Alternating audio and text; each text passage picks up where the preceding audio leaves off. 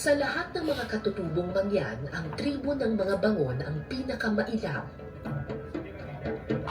Dahil nakatira sila sa mga liblib na sulok ng bundok, marami sa kanilang hindi naaabot ng kalsada at teknolohiya.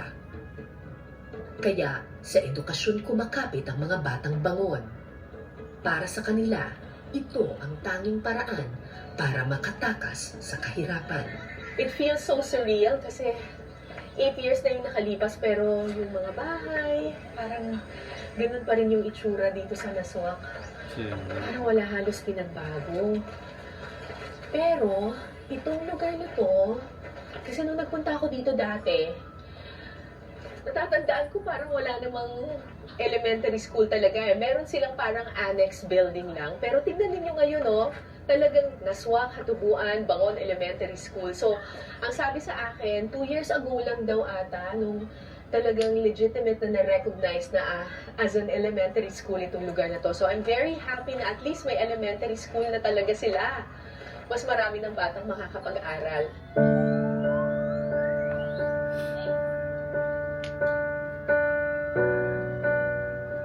Isa si Erwin sa mga nagtiyagang magtapos ng elementarya sa bundok. Ang problema, nang tumuntong siya ng high school, kailangan na niyang tumawid ng ilog at bundok para lang makapasok sa eskwelahan sa bayan. Naisip ni Erwin na tumigil na lang sa pag-aaral, hanggang sa nakilala niya si Teacher Rhoda. Gusto ko talaga siyang matulungan. Kasi siya ay bangon. At ilan sa mga bangon ang may nakikita kong ganung eagerness na makapag-aral.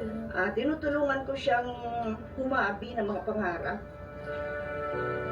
Para di na kailangan maglakad ng malayo, inalok ni Teacher Rhoda si Erwin na tumira na lang sa bayan kasama niya. Kapalit ng libreng pagkain at tirahan, tumutulong si Erwin sa iba't ibang mga gawaing bahay.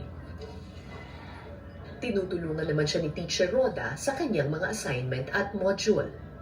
Kumusta naman? Medyo okay naman po. Oo. Kaso talagang mahirap po talaga kasi hindi po sa sariling pamilya. Ganun. Saka malungkot din po pagka. Kaya kailangan po talagang tiis po. Malungkot din. Kasi Nag-iisa lang nga po. malayo ka sa pamilya Oo, mo. malayo po. Oo. Ba't mo ginagawa? Para po sa